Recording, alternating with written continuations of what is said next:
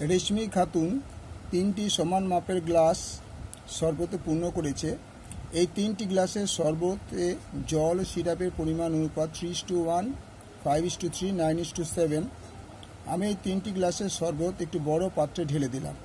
হিসাব করে দেখি নতুন পাত্রে জল ও সিরাপের অনুপাত কী হলো। প্রথম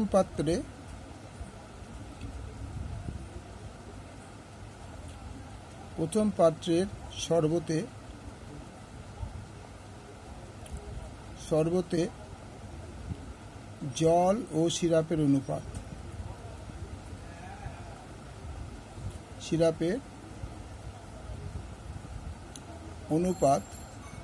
3:1। সুতরাং মোট অনুপাত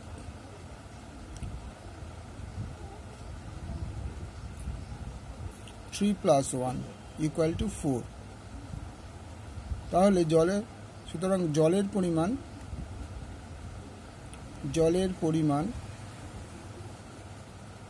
3/4 অংশ এবং সিরাপের পরিমাণ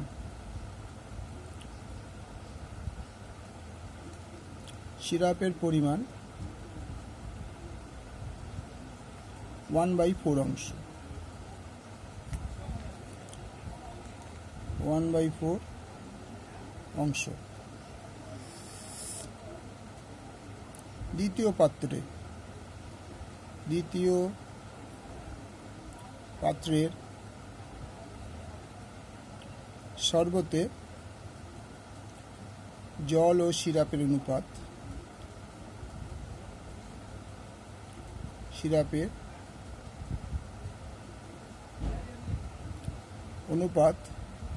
5:3।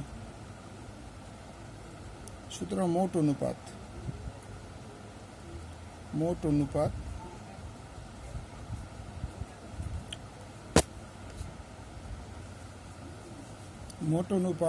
5:3 = 8। তাহলে সুতরাং জলের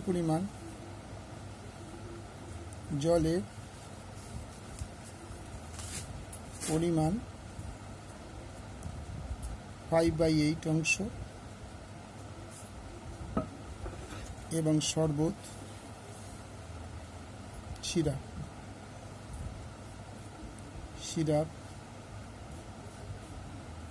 3/8 অংশ। তৃতীয়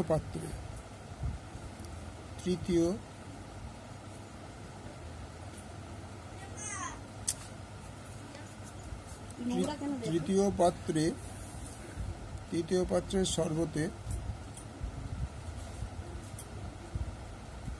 শরবতে জল ও সিরাপের অনুপাত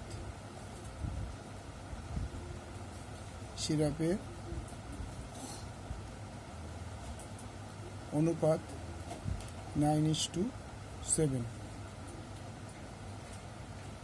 মোট অনুপাত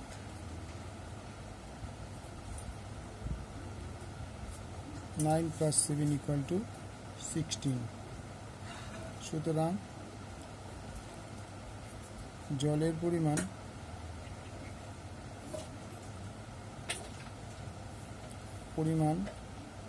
9/16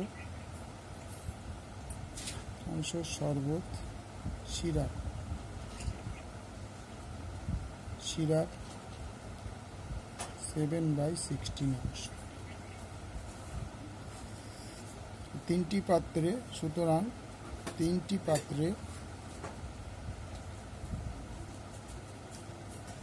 পাত্রের মোট জলের পরিমাণ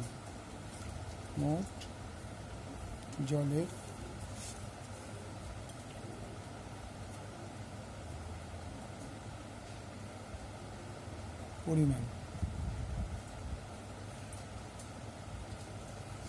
3/4 যোগ 5/8 যোগ 9/16।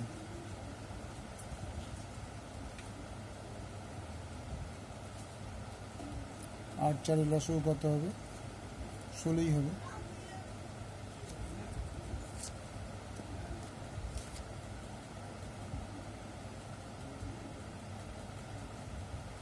4 দুগুণে 8, 4 দুগুণে 8, 2 দুগুণে 4, 8 দুগুণে 16, 2 দুগুণে 4, 2 একে 2, 4 দুগুণে 8, 4 দুগুণে 2, 4 দুগুণে 16, 16, 4 চারা 16, 3 চারা 12, 8 দুগুণে 16, 5 দুগুণে 10, 16 কে 16, 9 ইকুয়াল টু 22 আর 9 31 আর 16 অংশ।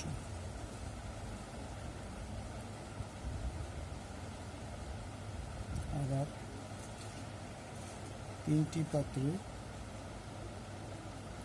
3টি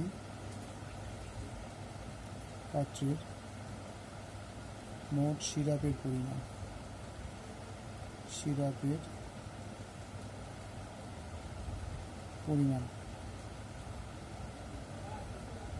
ইকুয়াল টু 1/4 অংশ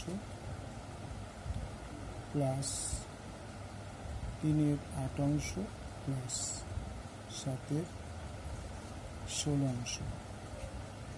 এলসিএম 16, 4 4 16, 4 1 4, 8 2 16, 3 2 6, 7, 17/16। নতুন শরবতে নতুন পাত্রে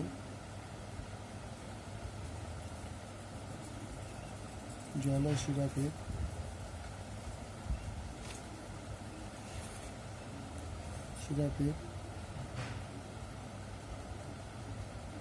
অনুপাত 31/16 17/16 equal to 31/16 into 16 is to 17/16 into 16 কত গেল equal to 31:17।